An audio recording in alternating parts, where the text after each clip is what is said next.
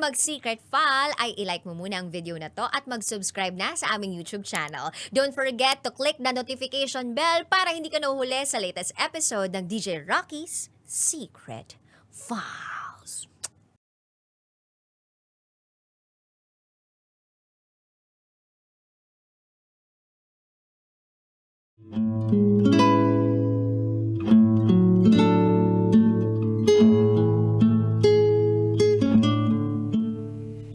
And now, it's time for DJ Rocky's Secret Files.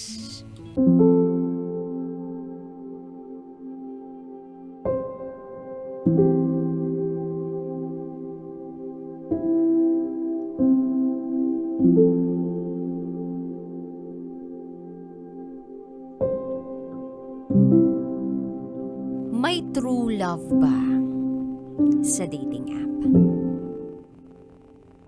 Hi, DJ Rocky. I'm an avid listener. Itago mo ko sa pangalang Debbie. 27 years old. Tubong Mindanao. Parte ng Zamboanga, Sibugay. Ito ang aking secret file.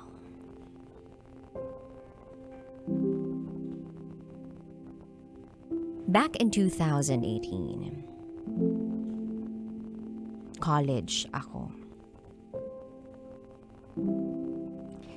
Meron akong nakilala. Itago natin siya sa pangalang Jay. Sa kanya ako unang nakaramdam na pagmamahal. Na tipong hindi mo ma-explain. Yung bigla ka nalang na-in love nang hindi mo inaasahan. Kahit napaka-stricto ng papa ko, sinubukan ko pa rin. Iniisip ko that time, matry ko nga. Total, graduating naman na ako eh. So, ayun. Naging kami ni Jay. Sweet siya. Pakiramdam ko that time siya na hanggang dulo. March 26, 2018. Dumating ang pinakainihintay ko na araw. Ang makagraduate sa kursong AP English. Ang saya ko, present ang pamilya ko. Pero, malungkot din.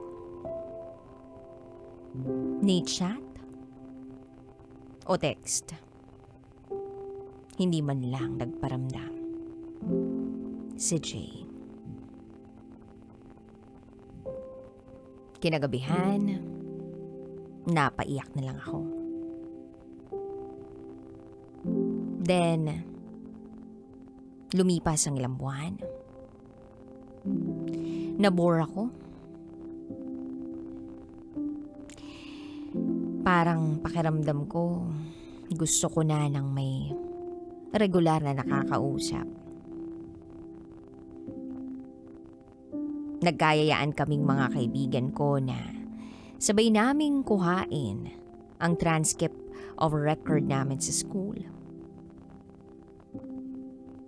Tapos yung isang kaibigan ko, napansin ako na ang lungkot-lungkot ko raw. Kaya nag-share ako tungkol sa nangyayari sa amin ni Jay. Sabi niya, try mo kaya mag-install ng dating app.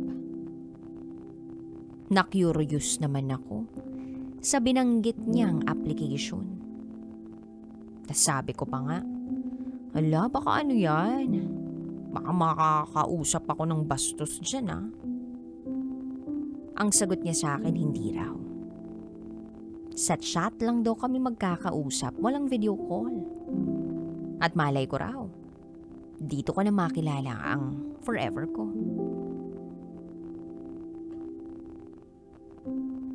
So nag-install na nga ako ng app. Nagsimula na akong swipe. May mga nakakausap naman ako. May mga mababait naman. Basta ang gusto ko lang mangyari that time ay mayroon akong makausap. And then, pagka-swipe right ko, merong lumabas na hindi ko makakalimutan. Congratulations! You've matched blank. At yung ginamit niyang name sa application na ito ay Choose Wisely. So I chose him. Nagsimula sa hi. And then nagtanungan ng mga kung ano-ano tungkol sa isa't isa. Hanggang sa madalas na kaming nagkakausap. Itago natin siya sa pangalang C. 27 years old na rin siya, taga Luzon, parte ng Calamba, Laguna. Pogi, matangos ang ilong, mapagmahal daw ng sobra. Sobrang sweet. May takot sa Diyos. Tinanong niya ako kung saan daw akong parte ng Mindanao na mamalagi. Sinagot ko naman. Tinanong niya ako kung malayo ba yun. Sumagot ako ng, oo sasakay ka pa ng airplane. Or pwede rin namang magbarko. Tapos natanong niya ako sa aspetong ito. Kung magulo raw ba sa Mindanao. Sinagot ko, may parte lang naman na minsan magulo. Hanggang sa tumawid na kami sa Facebook. Lumipas pa ang mga araw. Bigla na lang siyang nagsabi na, gusto mo guluhin ko buhay mo? Hindi ako nagpapahalata masyado.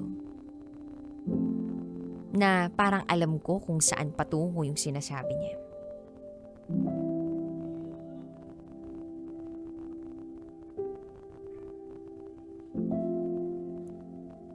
Ang nangyari, hiningi niya pa yung cellphone number ko.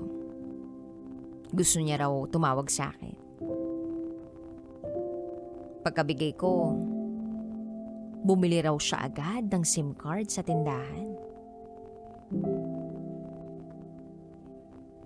Iba kasi yung provider niya. So para lang marinig ang malanghel na boses ko, bumili pa siya ng ibang SIM card. Tinawagan niya ako. Kabadong-kabado ako nun. Kung sasagutin ko ba yung tawag niya. Takot din ako nun kay Papa kasi baka marinig niya na may kausap ako. So nagtago ako sa loob ng kwarto. At doon ko sinagot ang tawag niya. Hello? Yung feeling na gusto ko nang patayin yung call. Dahil baka maubusan ako ng isasagot na Tagalog. Bisaya kasi ako at hindi sanay managalog. Pero ayun, umabot yung time na halos buong araw na kaming magka-chat. Tapos nag-I love you na siya.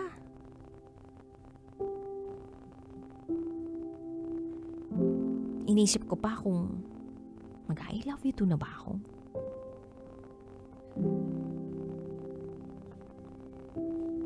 Then lumipas pa ang mga araw. Hindi ko makakalimutan. Na pumunta ako ng simbahan. Pagkabalik ko mula sa simbahan,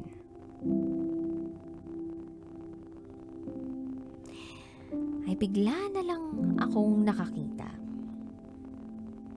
ng isang sasakyan.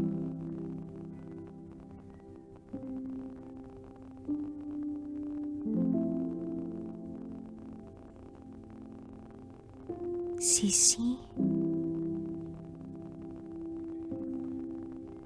Sisi, pinuntahan ako?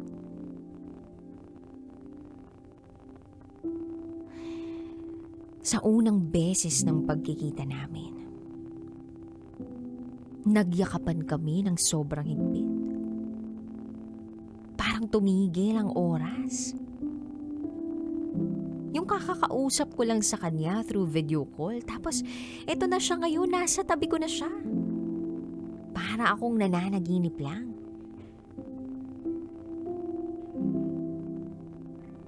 Nagpakilala siya sa mga magulang ko.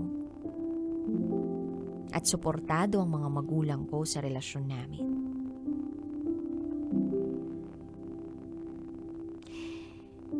Simula 2018 na maging kami, biruin niyo yun, inabot pa ng 2021 na makapagkita kami in person. Yes, DJ Rocky. Yung talking stage namin, yung relasyon namin na nagsimula ng 2018 ay nagpatuloy ng nagpatuloy. Hindi namin akalain na darating kami sa puntong ito. Pero eto na nga. Flight na niya. Pauwi. Kailangan nang ihatid sa airport. Sa mga araw na nagkasama kami, sinulit namin talaga. Ramdam na ramdam ko kung paano niya ako inalagaan, kung paano niya ipinaramdam sa akin yung pagmamahal niya. At kahit virtual lang kami nagkakausap dati, iba pala pag magkasama na kayo. Hindi nabawasan yung pagmamahal at pag-aalaga niya sa akin, kundi nadagdagan pa.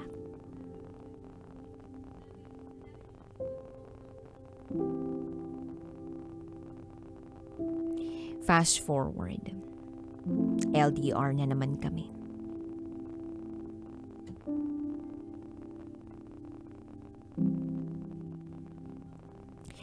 Nakagraduate na si C sa kursong BS Electrical Engineering. Sad lang kasi hindi ako nakadalo sa espesyal na araw niya. Pero kahit papaano sinusubukan ko na kausapin pa rin siya para kahit ganun sang ganung paraan, maramdaman niya yung presensya ko. Ilang araw pa ang lumipas. Bigla na lang sumulpot uli si C sa bahay. Ang saya-saya ko, DJ Rocky. Pakiramdam ko, prinsesang-prinsesa ako. Yung hindi man ako makapunta sa kanila, pero siya, gumagawa talaga siya ng paraan para makita ako.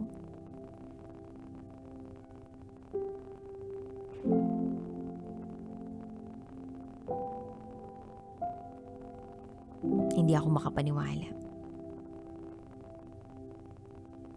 Kahit na may pagkukulang ako o pakiramdam ko, hindi ko nagagawa yung best ko para sa kanya. Yung mapuntahan siya sa graduation niya, hindi masyadong nagmamatter sa kanya. Ang mahalaga ay yung kaming dalawa. Yung lumalaban kami para sa isa't isa. Sabi ko pa nga kay Lord, eto na yung taong pinapangarap ko at pinagdarasal ko. Mukhang ibinigay niyo na po sa akin.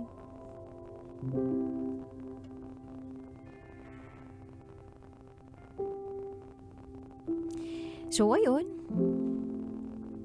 marami kaming mga iba pang pinagdaanan. Katulad na lang ng distansya. Minsan, meron din kaming away. Minsan, meron ding hindi pagkakaintindihan. Pero palagi namang naaayos. Basta ang mahalaga, nagkakaunawaan kami. Board exam niya. Pinagdasal ko siya ng sobra. Hanggang sa lumabas na ang resulta. May 3, 2023. Tumawag sa akin ang kapatid ko at sinabi niyang lumabas na ang resulta. Pasado raw. Si C. Kinongratulate ko agad si C. Registered electrical engineer na siya. Ang tagal niya pa bago mag-reply sa akin dahil nagloloko raw yung internet nila. Pero walang mapaglagyan ang saya ko nung araw na yun dahil unti-unting natutupad lahat ng mga pangarap namin. And since napalapit na rin sa akin yung mama niya, nag-chat ito sa akin. At ang sabi, pupunta raw si C sa amin. Regalo daw nila sa kanya dahil nakapasa siya ng board exam. So sinundo ko siya sa airport. Yung feeling na ang sarap sa pakiramdam. Gumala kami, nag-beach kami, sinulit namin ang mga araw na magkasama kami. Then babalik na naman siya ulit. Yun ang araw na napakalungkot. Yung maghahatid ako sa airport ng may kasama. Tapos uuwi na naman akong mag-isa.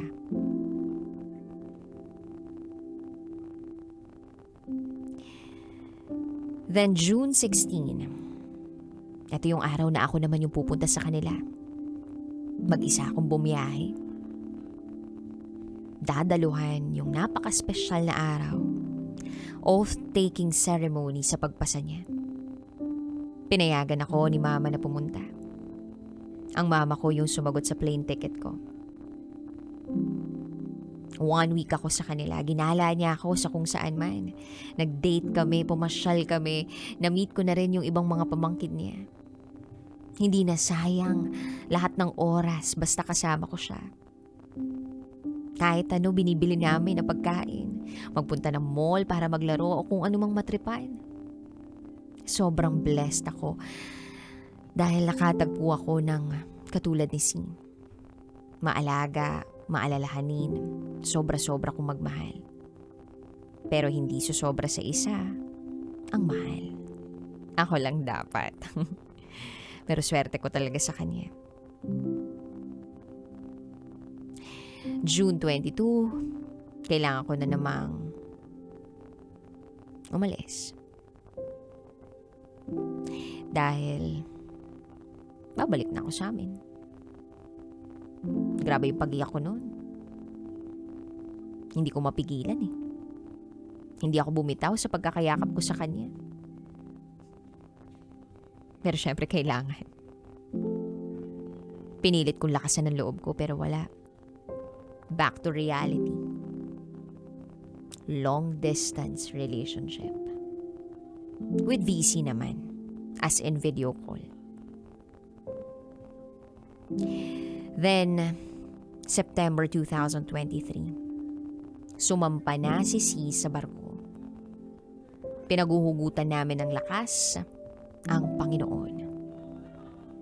Ang akin lang, basta safe siya, okay na ako dun. Road to 6 years na kami this coming July 25, 2024. Marami pang mangyayari sa amin. That is for sure. Pero ang mahalaga, patuloy naming ipinaglalaban ang isa't isa sa gitna ng distansya. Hanggang dito na lang po, DJ Rocky. Muli, ako si Debbie. At ito ang aking secret vow.